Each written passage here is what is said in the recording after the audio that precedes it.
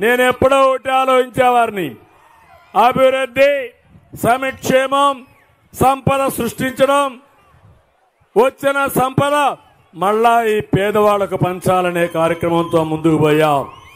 ఈరోజు నేను ఒకటి ఆలోచిస్తున్నాను, పేదవాళ్ళందరికీ అండగా ఉంటాం.